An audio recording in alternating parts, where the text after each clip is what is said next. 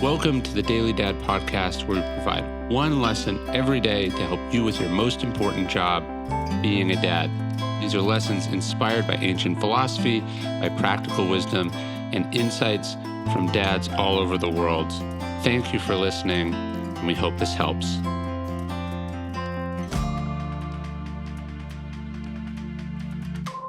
You can educate and entertain. You want to put them to sleep, so you read the first book off the shelf. You're on the couch with your daughter, so you watch whatever movie is on TV. You want the kids to relax in the car, so you put something on the iPad.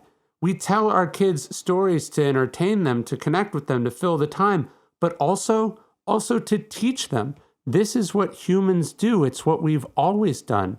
That's why the Odyssey and the Iliad exist. It's the purpose of Aesop's fables. It's the purpose of theater and literature, to entertain, but also to teach.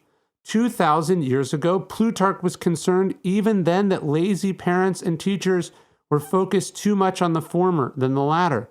We know what will get a laugh from our kids. We know what will excite a teenager, but our standards have to be higher than just this kind of titillation.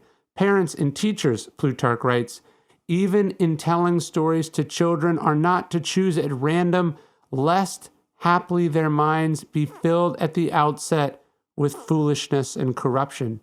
The random books your family got as birthday gifts are not enough. Whatever is assigned in school is not enough. You can't choose books at random. You have to curate.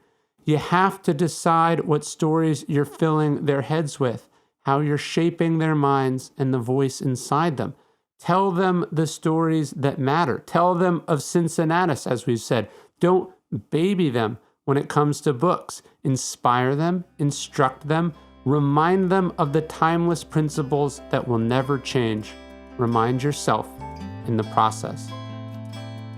During the pandemic, one of the stories I started to tell my oldest son was the story of Marcus Aurelius, a boy who's selected to be emperor, who grows into the role, who achieves greatness from relatively ordinary roots. And I call that story, now that it's illustrated and put in a fable, it's my newest book, I call it The Boy Who Would Be King.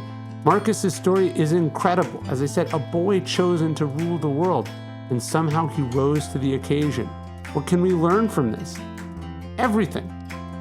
You can grab a signed, personalized copy for your kids or any aspiring leader in your life in the Daily Stoic store. You can also just go to store.dailystoic.com. Of course, the book is also on Amazon, but if you want an audiobook version, you can get it for free from me if you buy the print book at store.dailystoic.com.